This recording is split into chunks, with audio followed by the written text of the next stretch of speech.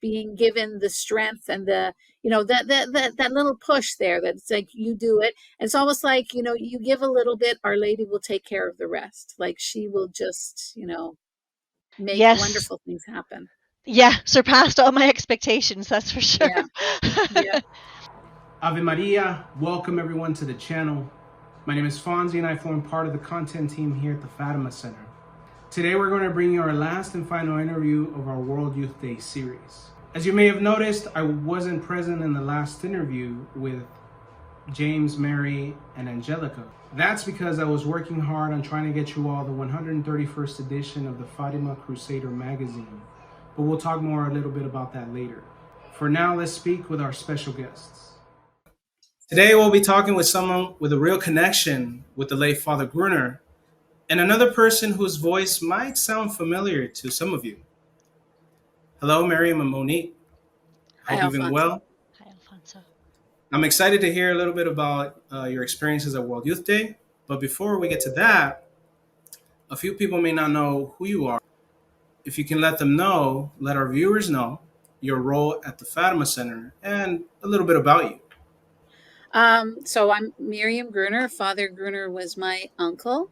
I've been involved with the Fatima Center while Father was alive. He asked me to help him out, mostly in the accounting department. And then since he's passed away, I've been more involved. I'm on the board of directors.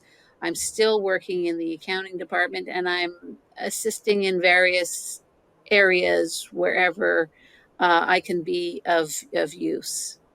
I wasn't as involved when Father was alive because I was raising my children. I have 7 children whom I homeschooled, and but they've gotten older, and my youngest is now 14, so I have a bit more time to spend. So I'm spending pretty much a lot of my free time over at the Fatima Center now. Well, that's me. That's great. And Monique?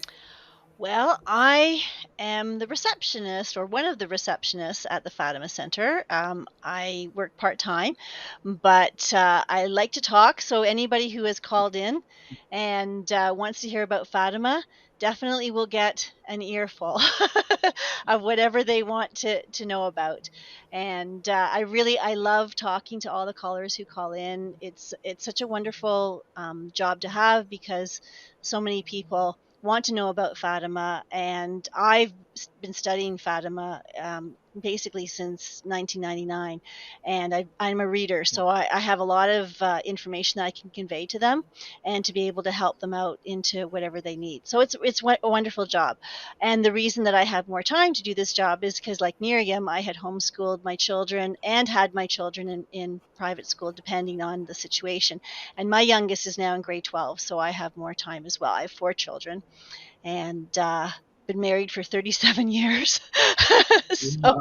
so That's awesome. it's a new phase in my life now, doing this role, which I absolutely love, because you can see how Our Lady is working heart to heart, one person at a time, with everybody that calls in. So it's a beautiful thing to see.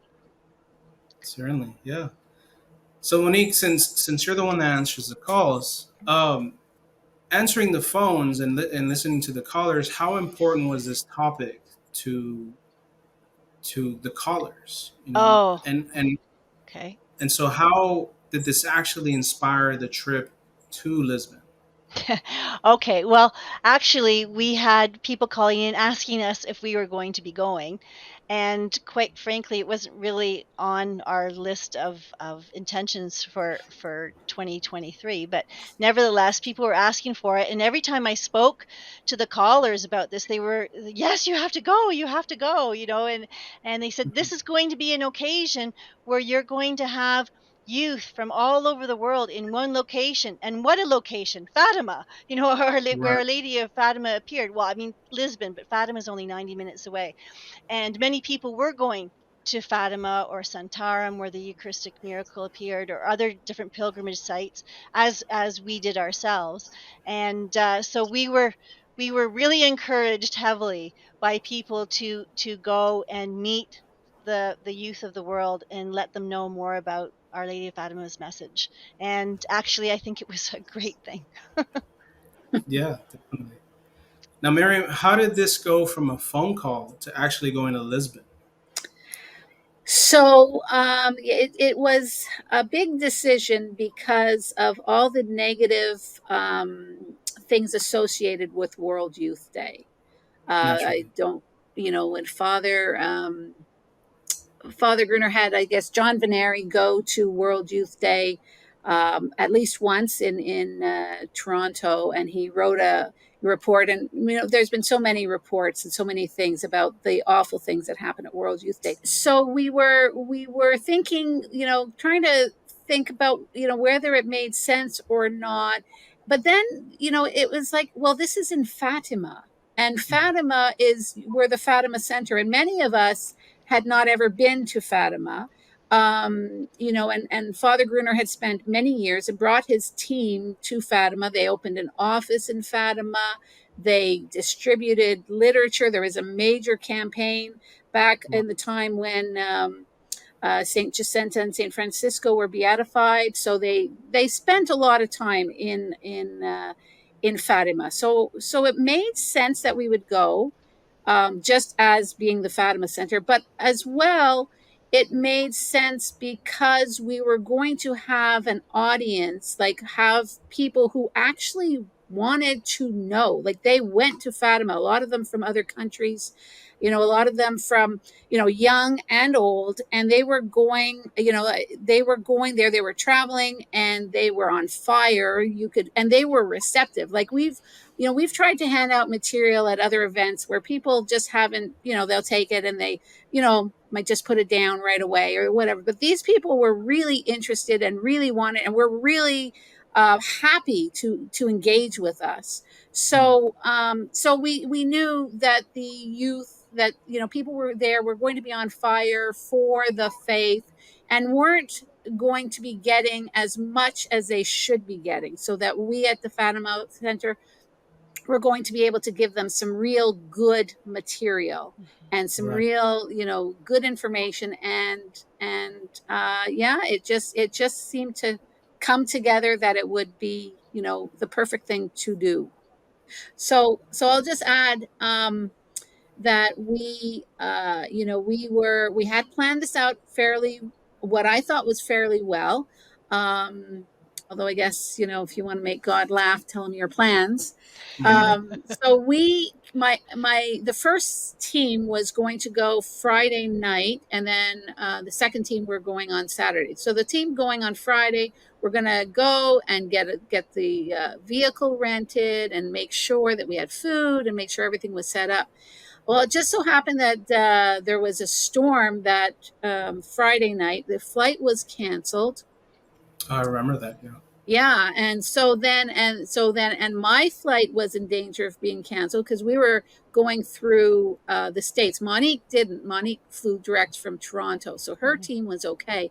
But so my team, and so that was on the Thursday, the Friday, and the Saturday. We were then routed to, like, our flights were canceled, so we were being routed to Germany. But then it turned out that our flight from Germany was not going to Lisbon. We were still being connected from the States to Lisbon. So essentially, our flights were totally messed up. We got it sorted out at like 5 a.m. on the Saturday. We Wow. left. When we arrived on Sunday morning, our credit card didn't work. Our phone Wow. didn't work. Our car that we had rented was canceled because we had missed our flights, even though we had told them. Anyways, it was very discouraging, and there was a few times when I thought, like, what the heck are we doing, and we should just kind of take off, like forget the whole thing or come a week later or whatever. But it was interesting to think that we were the ones carrying all the literature, all the rosaries, all the scapulars to hand out. So I think we probably had a bigger target on our back Oh because yeah, of that. certainly. Someone But it didn't all want worked out. all that to go there. Yeah, yeah, Yeah, I would see that as actually a good sign because it means you're doing something right and somebody doesn't like it. this is true. This is true. Mhm. Yeah. That's a lot to unpack. no pun intended. But after that, did things kind of start to smooth themselves out, or what kind of preparation was there to get ready for the entire trip itself? You want to go, Miriam? Go ahead. You go ahead, Monique. Oh, okay. Well, I was just going to say, I mean, I was privileged to be part of the team that was in Father Stalen's car. And Father Stalen prays 15 decades of the Rosary a day. So we were all praying 15 decades of the Rosary a day. And he also offered daily Mass for us. So we started the day off with daily Mass. We were praying the Interesting. Rosary, all throughout the day. On top of my own prayers, I mean, I had prayed a novena to St. Raphael for happy meetings. And so I was always praying to him after Mass as well, and to St. Joseph. And then we were praying the Rosary. We were going to all of these different monasteries and pilgrimage sites, aside from Fatima, also Santarem, where there was a Eucharistic miracle, just all kinds of things. And Father Staling was pointing out, how Our Lady had appeared in Fatima so many times, kind of preparing for the time for Fatima. So we did a lot of praying and receiving the sacraments. So as far as I'm concerned, the devil didn't have a chance at that point. Yeah, it was. It did run quite smoothly, I think, and we had a lot of time to prepare for meeting the pilgrims. The World Youth people, and we were able to take time to pray for them, to pray for the success for the our attendance at World Youth Day, but also to take time to pray for all of our donors, for all of our supporters, for everybody who supports us back home and supports us Yes. in who weren't able to be with us but were with us spiritually or just yeah, praying for our success. And we were praying for them, and we think they were praying for us, so I think it worked out very well. Yeah, Yeah, certainly. I mean, absolutely. I wasn't able to join all of you, and rest assured of our prayers as y'all were there. So I definitely appreciate that, and on behalf of our viewers, I'm sure they appreciate all the continuous prayers from the apostolate. Yeah. Sure. Yeah. Now, how was the evangelizing to the youth like? What was it to be gathering with Kevin mentions in one of our interviews, just this Catholic, hoorah, getting together, everyone's excited, not necessarily because of the event, but just gathering because there's so many Catholics, someone, we can all relate to. So how was that like? Amazing. It was amazing. The spirit of the place, the energy. I mean, when we spoke to these kids and young adults, really, that not only were they enthusiastic about wanting to know more about their faith, wanting to be led wherever Jesus wants to lead them, but when we talked to them about Our Lady of Fatima, they had so much hope because many of them are worried about world peace. They're worried about the war between Russia and Ukraine. They're worried about terrorism. They're worried about all kinds of things. And when we told them that Our Lady promised, world peace, the conversion of Russia, if the consecration was done properly, and if we all do our part and obey Our Lady's request to pray the rosary, wear the brown scapular, do the consecration, all of these things, they were just amazed. They said, you mean there's actually a plan for peace? Like, why wasn't I told about this? And they wanted to know more. They actually thanked us for coming, and letting them know about this. The other thing that I really felt from them, they feel very alone in their faith in so many ways. So many people said to me, I wish it could be like this all the time. I'm going to go back to my country, and in my country there's hardly any faith, or in my country I feel like I'm the only one that has faith. So many people expressed that to me, and here there were hundreds of thousands of people who loved our Lord and wanted to be led by him. What's the next step in their spiritual progress? Where, I want to know more, and just having such a love for the faith. And wanting to not only be led, but just to know more so they could grow in their own spiritual lives. And we heard this from so many people.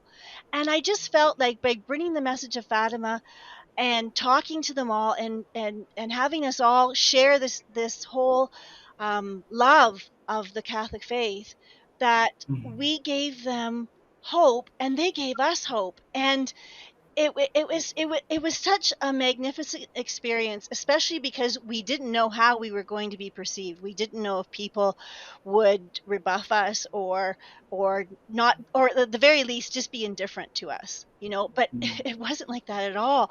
Every single one of them wanted to know more. Every single one of them was enthusiastic. It was an incredible experience. Yeah, it was. Yeah. That's great. What was your most memorable interaction with the youth? I will say our young people, I thought, did an excellent job. So did David. But the young people really liked hearing the message from other young people, so I think that was very good. But I also have a lot of enthusiasm for the message of Fatima, so I was out there, and I think, there were so many memorable messages. From people being just giving them hope about world peace. Also getting people to pray the rosary, because it was funny, because the some of the guys from Portugal that I was talking to, oh, we know all about Our Lady of Fatima. We grew up in Portugal. Oh, that's great. So do you pray your daily rosary? No, So trying to get them enthusiastic about, well, why not? Why don't you pray your rosary? Do you think it's just repetition? Do you think it's boring? So then explaining a little bit about the rosary. And of course, I've read The Secret of the Rosary by St. Louis Marie de Montfort, and there's different things that come out, so I was able to give them little tidbits, but very quickly, because you only have so much time with them. But Right. I guess what was kind of interesting was that there was one of the girls who was there was actually very thoughtful, and she wanted to know why Our Lady was so sad. And so we explained, well, Our Lady's sad because people aren't paying attention to her message. And the downside to Our Lady appearing is that if we don't obey her requests, then we are at risk of having a chastisement in the world, right? This is what she said would happen. And we can avert this if we obey the message of Our Lady of Fatima and actually do what she asks, and then we can pray that the Pope will consecrate Russia with all the bishops of the world at the same time, and do this. She wanted to know, in that case, what would happen to her non-Catholic friends or her non-Christian friends. And she was very sad about this. And I said, we all have, well, Mary was doing this with me. Mary actually was excellent. And we all have a role to play in salvation history. Our Lady wants to use us as instruments. And I actually mentioned experiences that I had read books with my son for summer reading that he had to do for school, and one of his books was Robinson Crusoe, and God can reach somebody on a deserted island. Okay, I read another book about a convert who had a dream and then wanted to know more. So I was explaining all these experiences about how God can reach anybody as long as you're receptive to the grace. And so Mary basically said to her, you've got to learn as much as you can about your faith. You've got to learn about the message of Fatima, and then you have to be the catalyst to help your friends to know about all of this. And that's what we're all called to do. We're all called to help each other get to heaven. Our Lady said, pray and sacrifice for sinners, right? Because they have no one to pray and sacrifice for. We need to go out there and meet people and pray for them, and if they're asking questions, to tell them. But we can't do that unless we know ourselves. So the most important thing people can do is learn about their faith more, so that they can go out and be an instrument for Our Lady. So that was an interesting interaction. One question that I wasn't really prepared for, I have to say, but I thought it was very good, and I was actually impressed with the young lady. I thought she was very, very thoughtful. Other interactions, I actually met a man from Lithuania who had a book with flags from all over the world. And he wanted to have people sign, he wanted to meet people from every country and get them to sign his book. And so I was the first Canadian he had met, and he wanted me to sign his book. And of course, the theme of World Youth Day, is Rise Up. Our Lady rose up and, went to her cousin Elizabeth. So he asked me if I could sign his book using a sentence with Rise Up in it. So I put Rise Up and pray the rosary every day for world peace, you know. So it was good. And then that actually spun off because I was talking to a man from England who had immigrated there from the Congo. And he was telling me how the same thing I explained before. He was just so overwhelmed by how much faith he saw, because he said in England there's not that much faith, and he feels kind of alone in his Catholic faith. And so then I told him about the pilgrim from Lithuania and his book with all the flags, and he said, "Oh, wish I had something like that. That's a great idea." And I said, "Well, you know what you can do? Go back to your hotel every night and write down the names of all the countries of people you met that day, and do that every single day, and bring that back with you to England. And then if you're ever feeling kind of low and feeling like I'm isolated, there's nobody has faith anymore," I said, "bring that out and read all the countries and realize that all of these people have faith in all these countries, and you're all united together in the faith." And that was another thing that I mentioned to so many pilgrims. And I do use my hands a lot, so I apologize. But I was really trying to impress on them that if I pray the rosary, that's very nice, okay, for my own soul. If they pray the rosary, that's very nice for their own soul. But if all of us, everybody at World Youth Day who was there, and they go back and they tell their friends and their family and their sphere, you know, of influence, if we all pray the rosary together, then the triumph of the Immaculate Heart of Mary is going to come about much faster. And everybody wants world peace. Everybody wants the triumph of the Immaculate Heart so that we can have world peace. We don't want to be living the way we are. We all want to be united in the faith, but we all have to do our part. We can't just sit back and let God do it. We have to pray. We have to do what Our Lady asked. And so if all of us pray the rosary, the triumph of the Immaculate Heart of Mary is going to happen so much faster. And that was a very positive motivator for a lot of people. And I'm hoping that they will go back and do all of these things. And if I might just interject, you know, Father Gruner at many of his conferences would always say, you know, that he's telling the people in the audience there, you know, the message of Fatima, spread the message of Fatima, say your rosary, your first Saturday devotion, everything you're supposed to be doing. And you go and you tell 5 people, and then they tell 5 people. And this is, you know, this is what was a constant theme.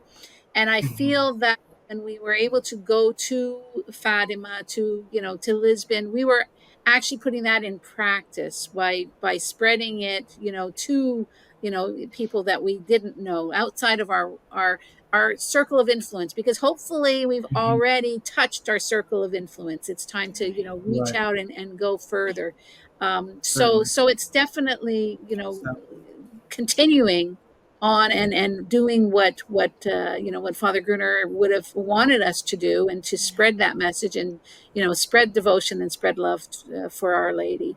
But yeah, it was very good. And one other thing to mention is that you know, I think a lot of our supporters do call, and Monique, you might attest to this, that they do feel alone. They do feel, you know, they don't have the support. And this was somewhat of an artificial situation being in Fatima. It's just like if you go to like the Chartres pilgrimage, or you go to, you know, some event where there's a whole gathering. It's great, and you get, you know, really rejuvenated, but then you have to come home, and then you have to deal with what you have to deal with, and it's not as enthusiastic, and it's not as you know, kind of profound experience, whatever. But we are called to, yeah, you know, as Monique said, to remember this experience that we did have, but also to remember that many of us feel this isolation, given this world and given the environment that we're living in. It's a lot more isolating, but there's many of us out there, and that we, you know, we continue to pray for each other, and you know, and work towards the same goal. So absolutely. No, it's really important to have that shared, you know, to share with people that they're not alone, that there are more people out there, you know. And I don't mean to interrupt, but at the beginning of the video I mentioned the Fatima Crusader magazine. Let's talk about that a little bit.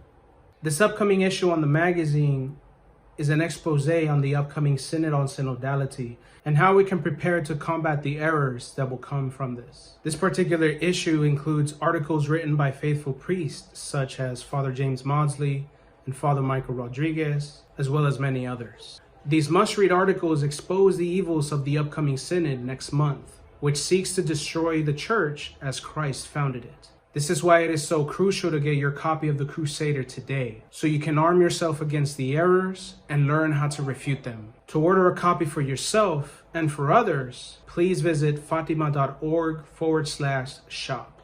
And now back to the video. And actually, I met the Canadians in Lisbon at the very end of the day, just when we had run out of material. And I said, I finally meet Canadians, and you're the last ones, and I've run out. But they actually said, no, we met you at Santarem yesterday, and you gave us literature then. Oh, nice. And that was the other thing. The Catholics that we met, they were the ones that really were trying to go to all the pilgrimage places. They were the ones trying to go to Fatima, to go to Santarem to see the Eucharistic miracle, to go to all the different religious places. And so it was really nice because these Catholics were really devout. They really wanted, to have the whole spiritual experience of seeing everything that there was to offer, in Portugal for them within the vicinity. So that was very nice. The one thing that we were not expecting was when we ran into these Irish men, young men, and we were giving them literature, and they said, we don't want this. This is idolatry, and then we realized, you're not here for World Youth Day. So they were from Northern Ireland, but you know what? It was actually really nice talking to them just the same, because one, they were serious in their faith, and so we actually had a really good discussion. And I don't know how many times you can have an opportunity to have a discussion like that. I mean, they weren't looking for a discussion like that. We weren't looking for a discussion like that. We were just trying to give information to World Youth Day. Yet Our Lady put us together for a reason. And, so who knows what's going to come out of that? We had a really good dialogue, and I just basically left it saying, just pray every day for God to show you the truth. I mean, this isn't going to be solved on the sidewalk in Lisbon, but nevertheless, it was a good conversation, and who knows why Providence allowed that to happen. I thought it was very good. So, certainly. it was good. So it sounds like the evangelizing not only happened in Lisbon at World Youth Day, but outside of that. Oh, yes. Definitely. Yes. Money can take that question as well there. Okay, I'm sorry. I don't mean to monopolizing this whole interview, but yeah. So what happened was, when World Youth Day was finished, and we do have other stories about World Youth Day, but when your World Youth Day finished, my husband and I took an extended vacation. He met me, and we decided to visit friends and to see the sights. And then, just before we were leaving our accommodation, we found, half a box or something of some more material. So I'll take that. And then not only did we have a few Fatima briefs, which I had brought just in case, but we had some Portuguese copies from when we had left information in Portugal years ago, when Father Gruner used to go. So I took 5 copies of the True Story of Fatima in Portuguese. And so every day that I went somewhere with my husband, in my purse I had 1 copy in Portuguese and 1 copy in English of the True Story of Fatima. And then I had our pamphlet, the Fatima in brief in the 5 official languages. I had some rosaries, scapulars.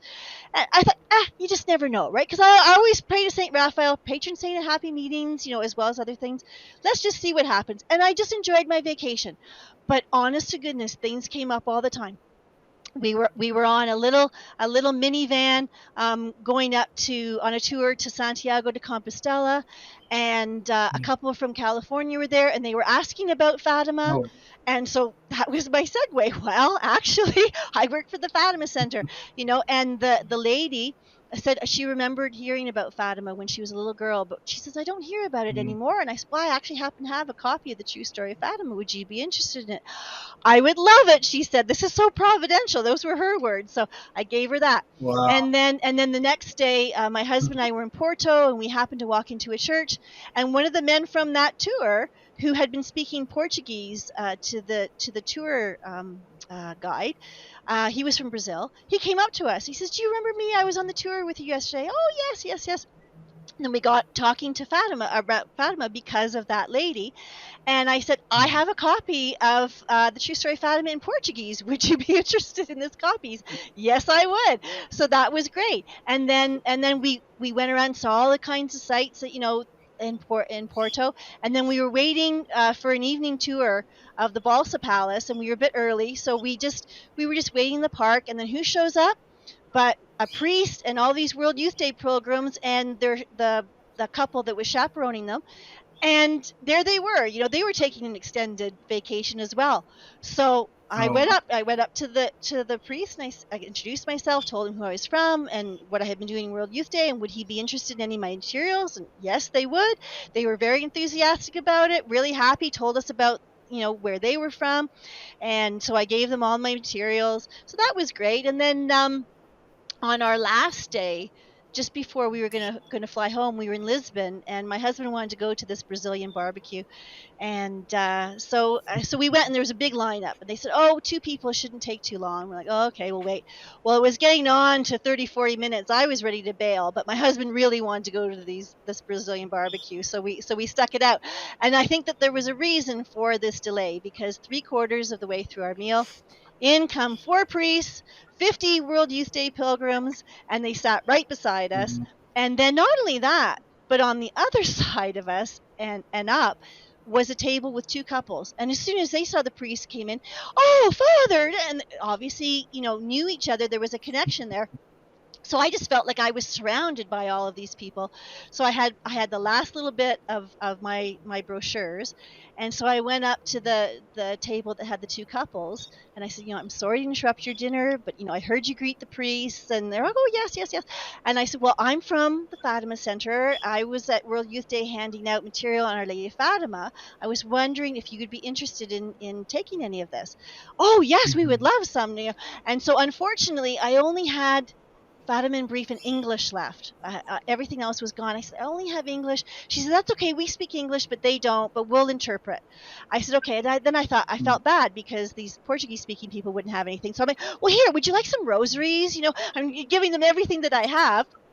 And they thanked me. And then I went over and I spoke to the priests, and they were just as receptive, and they wanted to take all the literature, because I said, I'm flying home tomorrow, and I would really love it if I could just distribute all the literature to fellow Catholics, because my husband was very worried about our weight, because I'd done a lot of shopping. But anyway, so they were like, yes, yes, yes, we'll take it all. And the priest asked us to pray for them, which I do. And so I thought that was really positive. And I sat down, and my husband and I are finishing our dinner. And then the couple that I first spoke to, they came over to our table, and they said, this is my name and number. If you're ever back in Portugal, give us a call. We have to tell you that the couple we're sitting with, the husband's been away from the faith for a long time, and he was just discussing with us whether he should go back to church. And then you showed up and gave us information on Fatima and gave us rosaries, and now he sees that as a sign that he has to go back to church. And I was just like, wow. It was amazing. That's awesome. And I have to tell you, honestly, I was a little bit hesitant about going up. I don't know why. I don't know if it was because it was a bigger crowd, which I don't understand why I'd be hesitant. I just spoke to hundreds of thousands of people, at least it felt like that, in Lisbon. So I don't know why I had this feeling. And then I overcame it. Like, I was kind of talking to myself in my head. I'm like, this is what you're here for. This is what you came to Portugal for. Get up and go talk to them. And I did. And after they told me that story, I thought, oh, thank goodness I did, that I went and spoke to them. So. And Monique, if I might just add something to your stories, before you went to Portugal, you also had an experience, I think, at the hairdresser with somebody, didn't you? And then that person was coming back to the faith as well. So yeah, I mean, I think there's, I think what it really shows us is that, well, there's chance to evangelize always, and that and I guess, like, Monique being hesitant, and not wanting to do it, but being given the strength and the that little push there, that's like, you do it. And it's almost like, you give a little bit, Our Lady will take care of the rest. Like, she will just make wonderful things happen. surpassed all my expectations, that's for sure. Yeah. Yeah. And and you're right about the hairdresser. I'm not going to tell the whole story, but it was interesting. It came about because when I went to go get my hair done, my hairdresser said, "What's new?" And I said, "Oh, I'm actually going to be going to Portugal soon for World Youth Day." And she said, "How did that come about?" I said, "Well, I work for the Fatima Center, da da da." And then the customer that was beside her said, "You work for the Fatima Center?" She said, "I know about the Fatima Center. My father was converted by Our Lady of Fatima, and they live in Ireland, or her parents do." And we started this whole conversation all because I told my hairdresser where I was going to be going. So it was very interesting. Yeah. So many, that's the beautiful thing about the faith. When we trust in Our Lady, you know, she handles it all, and she puts us. It's something that my wife and I always tell, the young adults that we meet that are discerning or they're questioning where they're at in life. And we always point them to Our Lady, Our Lady of Sorrows, Our Lady of Fatima. She's the one that'll guide you. She'll take you by the hand if you ask her. Yeah. And so she'll make all those connections for you. So She's amazing. now, what you've experienced in Portugal, Monique and Miriam, I want to ask, what do you think the Fatima Center, but not only the Fatima Center, but also our viewers, what can we do to spread the message of Fatima further and get more people excited? If we were to get people on, Monique's level of enthusiasm for Our Lady of Fatima and her message, I think we can set the world on fire, and get so many people to, as we say, to know, to love, and to obey Our Lady's message. Yes, you're right. I think, just going back again to what Father Gruner used to said, to spread the message, to tell people, and I guess not stop with the 5 people, but keep on telling people, Mm-hmm. as often as you can, spreading that message. At our churches, for the most part, people are, they're faithful, but, there's still people that aren't practicing the first Saturdays. There's people that, there's a lot of concerns that we all have in this world, and it's very distracting, and it's very hard to, focus on something. I'm sure we've all had the experience where people was like, yeah, okay, but there's this thing I need to worry about, or there's, I don't have to believe this, or I don't have to believe Right, that. right. But I think, Our Lady of Fatima, it's a very simple message. It's a very simple request. And, so it should be fairly simple for us to, promote it, to spread it, to live it. A few little things, I guess, that we're doing at the Fatima Center. Um, I guess one big thing to mention is that the 100-year anniversary, the 100-year anniversary of the request for the practicing the 5 first Saturdays will be December 2025. Mm-hmm. And what we at the Fatima Center are trying to launch is a campaign to encourage people to make that 5 first Saturday devotion, and to get as many people to make as many of those 5 first Saturdays as they can, and to also encourage as many as they can. And we're trying to promote a ambitious 100,000 first Saturday devotions by that time. So I think that's probably our biggest initiative. But at the Fatima Center, we continue to try to promote, with the different, with the Fatima Crusader, with our different videos, with Monique and the other girls on the phone, just trying to answer people's questions and promote it as much as we can. And I guess one small other little thing I might mention is the T-shirts that Monique and I are wearing, Yes. which Alfonso, I believe, you designed.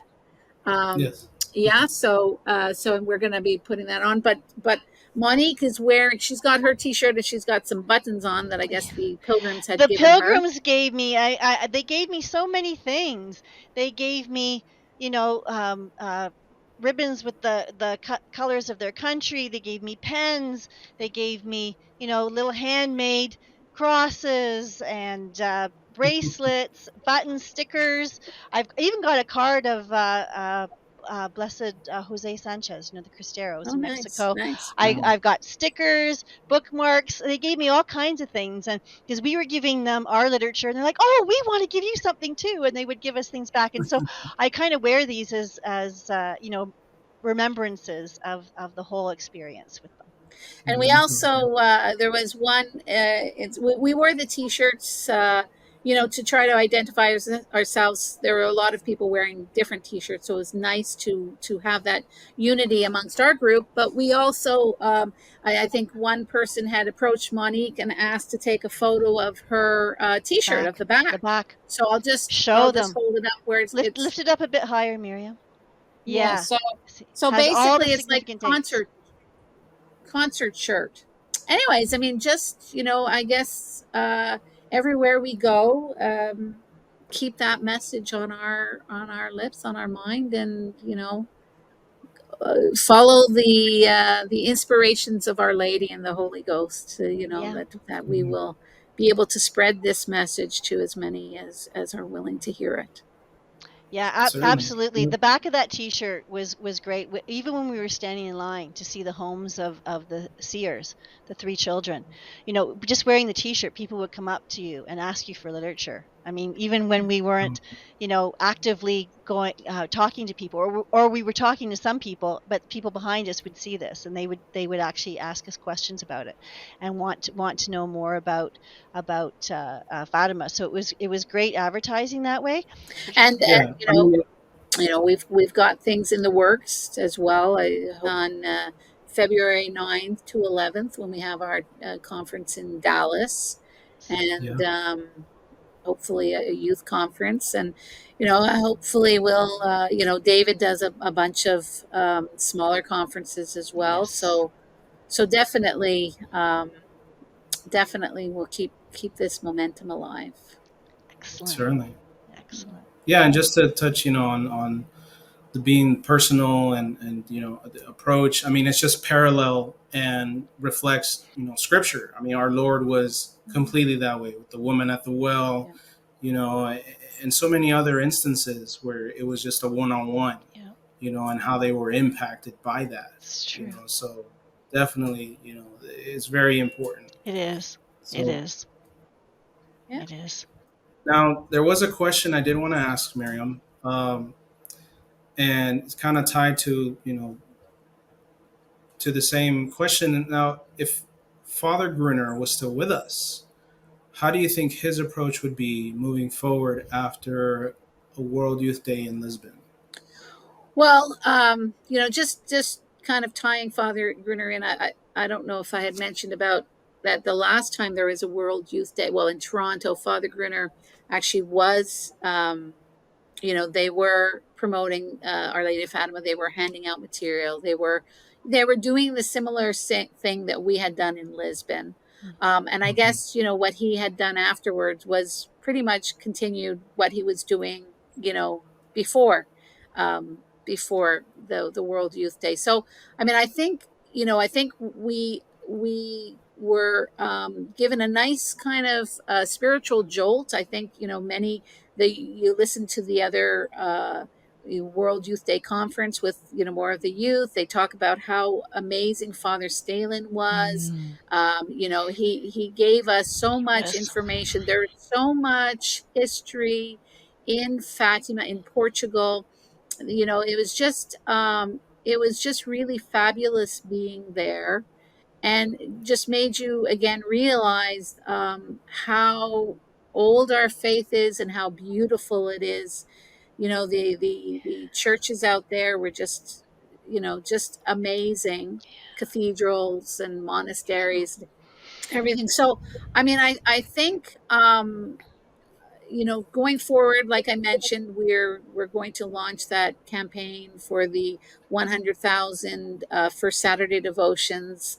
We'll do a few things where we're constantly trying to engage people. While we're at the Fatima Center, we're trying to, Father Gruner was not on the social media as we are, I mean, that was several years ago. So we're trying the different mediums and stuff, but I guess essentially it's just get that message out there, get the people to know the message, Jesus wanted us to honor his mother, and it was through her triumph that we would have world peace. So just keep doing that, and just keep reaching people one person at a time, and then everybody who gets that message hopefully will go and spread that to more people.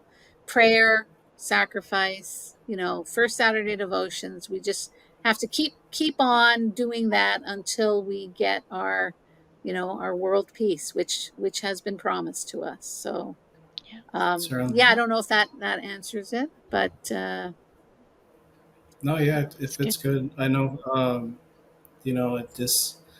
it's inspiring to me personally, just seeing Father Gruner's legacy continue. I didn't get a chance to meet him, but seeing his videos, is just seeing the passion behind, one person.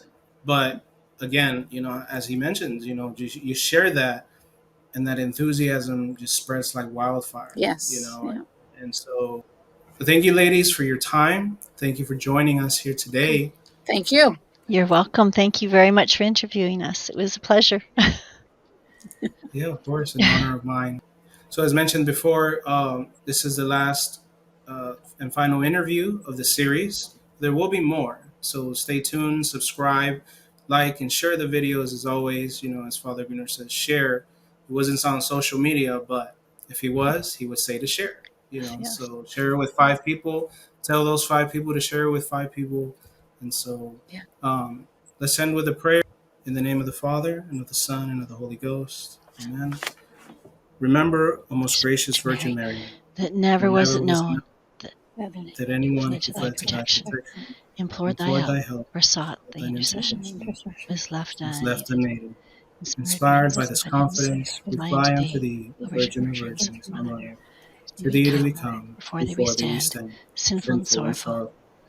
O Mother of the Word incarnate, despise not our petitions, but in the clemency of thy Lord, hear and answer us. Amen. Our Lady of Fatima, pray for us. In the name of the Father, and of the Son, and of the Holy Ghost. Amen. Thank you once again. We'll see y'all later. Thank you, Alfonso. God bless. God bless. Bye.